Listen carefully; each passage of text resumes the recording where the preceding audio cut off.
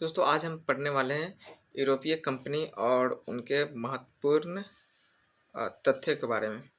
तो दोस्तों आज ये बहुत इम्पोर्टेंट होने वाला है, जैसे कि अ, इसमें हम 15 क्वेश्चन का रिवीजन करेंगे जो कि आरआरबी एनटीपीसी, आरआरबी एसआई और अन्य प्रतियोगिता परीक्षाओं में क्या ये काम आएंगे। चलिए शुरू करते हैं। 1498 ईस्वी में वास्को डी गामा कहाँ पहुंचा था? तो दोस्तों इसका आंसर हो जाएगा कालीकाट बंदरगाह पे पहुंचा था अपनी नाव को लेकर। और इसमें बहुत सारे फैक्ट भी। 1998 पुर्तगाली यात्री वास्को डी गामा भारत पश्चिमी तट पर कालीकाट केरल के बंदरगाह पर पहुंचा था। कालीकाट के तत्कालीन राजा जाम जामोरिन था जो उसका भव्य स्वागत किया। उसने क्या किया था? भव्य स्वागत किया था। उसके बाद यह यूरोप से भारत तक समुद्री मार्ग की पहला सफल खोज था, यानी कि यूरोप से समुद्री मार्ग की तरफ से भारत का पहला क्या थे, मतलब उन लोगों के लिए पहला सफल खोज थी। आगे बढ़ते हैं। गोवा किस वर्ष भारत में पुर्तगाली वाणिज्य साम्राज्य की राजधानी बना? तो ये हो जाएगा 1530 ईस्वी में।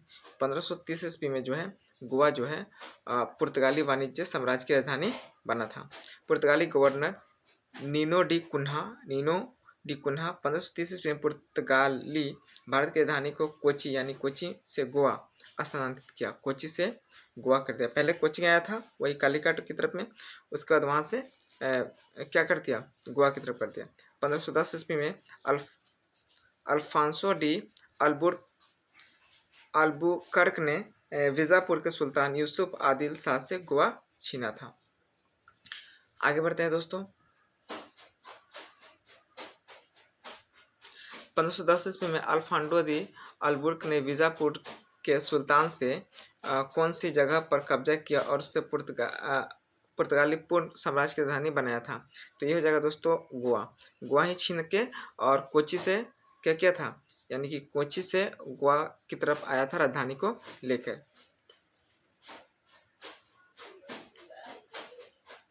निम्नलिखित में से किस कंपनी ने 1663 ईस्वी में पुर्तगालियों को कोची राज्य से बाहर निकालने में कोची के राजा की सहायता की थी? यानी पुर्तगालियों को कोची राज्य से बाहर निकालने के लिए कोची के राजा की सहायता ली थी। तो इसका हो जाएगा Dutch east India company. Dutch east India company के सहारे से पुर्तगालियों को कोची राज्य से बाहर निकाला, तो कोची लास्ट में कहाँ गया था?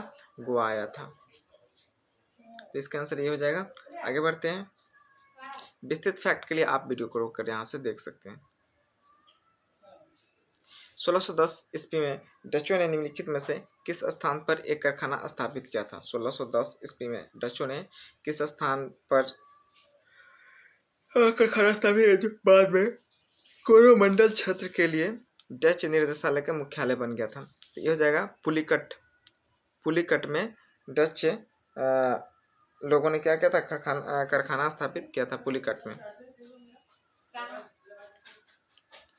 निम्नलिखित में से किस वर्ष अंग्रेजों ने बंगाल में अपनी प्रथम फैक्ट्री स्थापित किया था? बंगाल में अपनी प्रथम, तो इसका हो जाएगा 1651 में। 1651 में अंग्रेजों ने बंगाल में पहली बार फैक्ट्री को स्थापित किया था। देखिए, अंग्रेजों ने बंगाल में अपनी पहली फैक्ट्री 1651 में हुगली में स्थापित किया।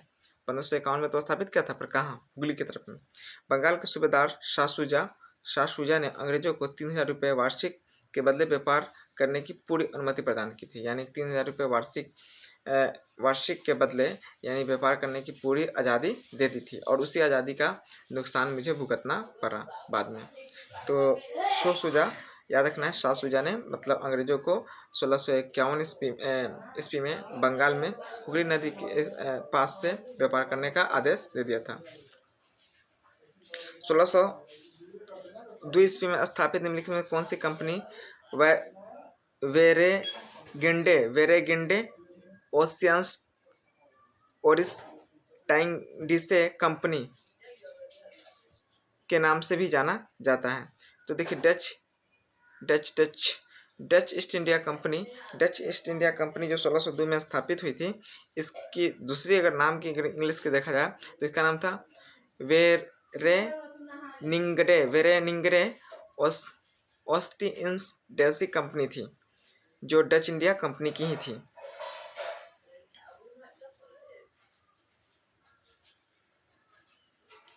निम्नलिखित में से किसे 1606 ईस्वी में उत्तरी कोरोमंडल तट पर पो पेटापुली पेटापुली में अपना कारखाना स्थापित किया था? तो डच ईस्ट इंडिया कंपनी हो जाएंगी। डच ईस्ट इंडिया कंपनी ने 1602 और 1606 में अपनी कारखाना को स्थापित किया था, जो कि आपको यहाँ पे है उत्तरी कोरोमंडल में भी पोटापुली में कारखाना स्थापित किया था।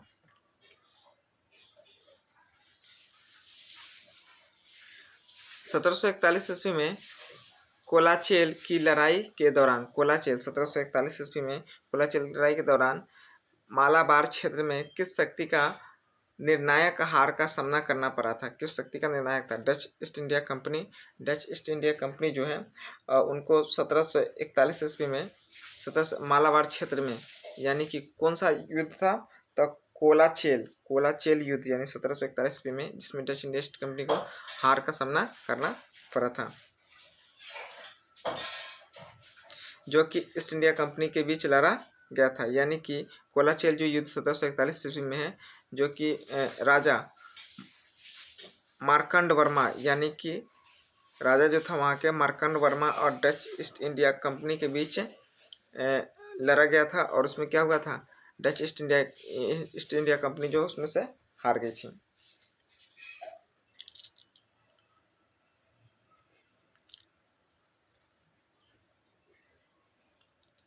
औपनिवेशिक शासन की स्थापना निम्नलिखित में सबसे पहले कहाँ हुई थी? औपनिवेशिक शासन की स्थापना सबसे पहले कहाँ हुई थी? तो बंगाल में हुई थी। दोस्तों इसका आंसर हो जाएगा बंगाल में हुई थी।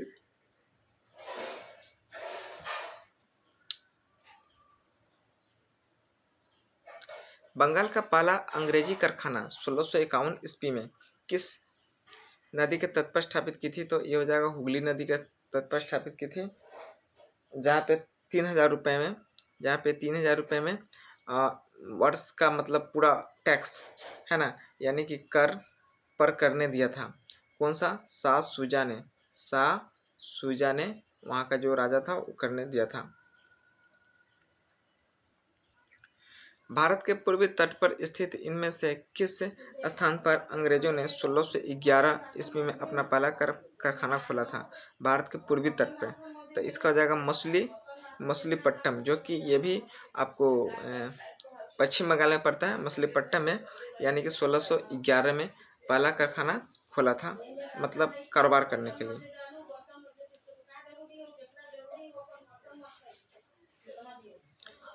भारत के समुद्री मार्ग की पहली बार खोज की थी, तो ये हो जाएगा पुर्तगालियों ने की थी, जब नाव से मतलब कालीकट बंदरगाह की तरफ में आया था केरल के।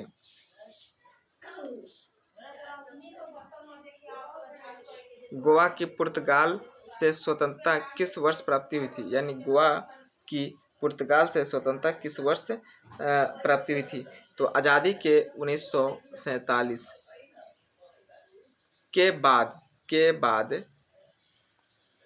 गोवा से, यानी कि 1961 में, मतलब पुर्तगाल से गोवा लिया गया था, उस समय आज़ादी के बाद लिया गया था। तो ये बहुत महत्वपूर्ण फैक्ट है और इसे याद रखना। जैसे कि इसमें विजय ऑपरेशन भी नाम दिया गया था, जब उसे वापस छीनकर लाया गया था। तो 1819 सितंबर 1961 को ऑपरेशन विजय चलाकर गोवा, दमन और दीव को पुर्तगालियों के 451 वर्षों के शासन से मुक्त कराया गया था। यानी 451 वर्षों के शासन से मुक्त कराया था। प्रत्येक वर्ष 19 दिसंबर को गोवा मुक्त दिवस मनाया जाता है, यानी गोवा लिबरेशन डे मनाया जाता है। तो दोस्तों आगे देखते हैं, इनमें से कौन सा खोजकर्ता भारत आना चाहता था किंतु उसके बजाय अमेरिका के तट पर पहुंच गया? तो ये हो जाएगा कोलंबस, यानी कि क्रिस्टोफर कोलंबस भारत आना चाहता था, पर गलती से वो समुद्र में जाने के बाद वो कहाँ पहुंच गया? तो वो अमेरिका पहुंच गया।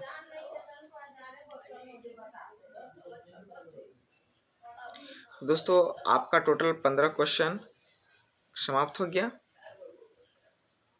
अगर ये क्वेश्चन आपको इम्पोर्टेंट लग रहे हैं, बीबीआई लग रहे हैं, तो आप चैनल को लाइक करिएगा और सब्सक्राइब करिएगा। जीके में आपका स्वागत था और कल भी रहेगा। मिलते हैं अगली वीडियो के लिए, आपके लिए इतना ही।